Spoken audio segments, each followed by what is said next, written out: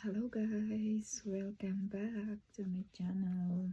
Kung di pa po kayo nakapag-subscribe, subscribe na po kayo. Mary Jane Daya James.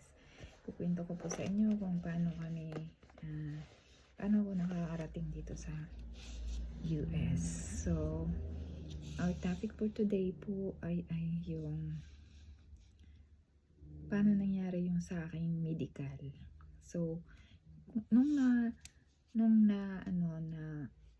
na-approve na yung yung sa US, sa NBC, yun, nagsked ako ng medical sa St. Luke.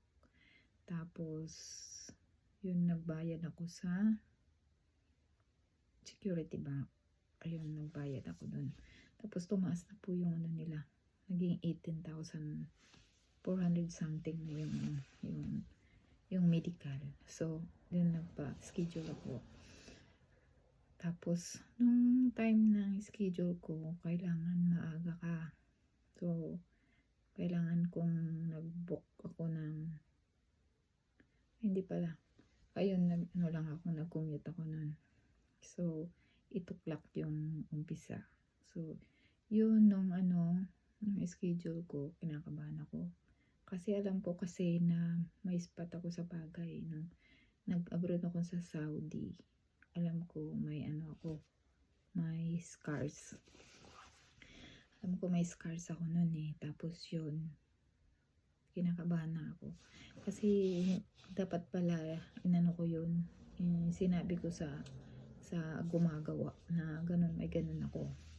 So hindi eh. Kaya ang nangyari sa akin na kailangan ako na hindi na-approve yung medical ko. So kailangan kong dumaan ng sputum. So sa dami ng naka-skid guys sa St. Luke, June ng May yung January ako na na medical. Tapos June yung June yung result. Tapos kailangan kong mag-sputum. At that time, July din ako na-sputum. Sa dami ng nag-sked. May ako na-sputum. Tapos yung sked ko ng January ako nagpa-sked ng medical. Tapos May na yung yung sked ko ng sputum. Tapos yung sputum ko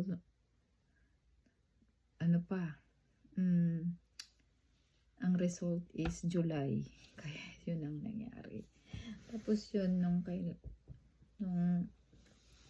kailangan kong magpa-sked ng interview. So sa dami din ng interview, kailangan kong ilang buwan pa bago ako kakuha ng ng interview. Ang interview ko nun is July. Kasi yung result ko is July 6. So nagpa-sked ako ng interview ng ganyan din, mga July 16 or 17. So ayun. So praise God na sa haba-haba ng ko ng process ng January yung medical ko. Tapos yung result, yung ganon, parang makukuha mo kaagad yung result eh. After ng sputum. Kung kailangan mo bang magpa-vaccine na kinabukasan. Hindi eh. So, yun in-screening kami na kailangan ko nang magpa-sputum. Ang dami namin guys. Sobrang dami namin na bumagsak sa medical. So, kailangan namin magpa-sputum. So, yun. Yung sked ng sputum is January. May yung sked namin sa sputum. Tapos yung result, 2 buwan. June, July. Tapos yun, doon ako nagpa-sked din ng interview. So, yun, kaya nung kinuha ko yung result ng sputum, doon na rin ako binaksin. So, 5 vaccine yung binigay sa akin guys. Isa, dalawa, tatlo, apat. Dalawa sa isang hita. 5. 5 yung vaccine sa akin. So, grabe.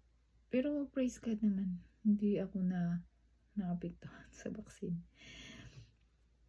Siguro sa malakas din na resistensya ko na lagi akong nagsusumba. Kaya yun.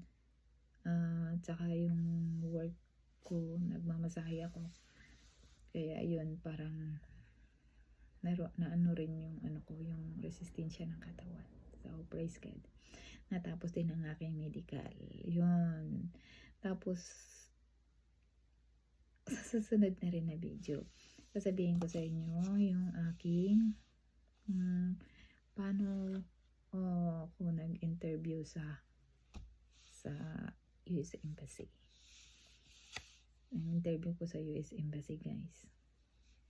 Sa next video. Thank you for watching. Follow for more.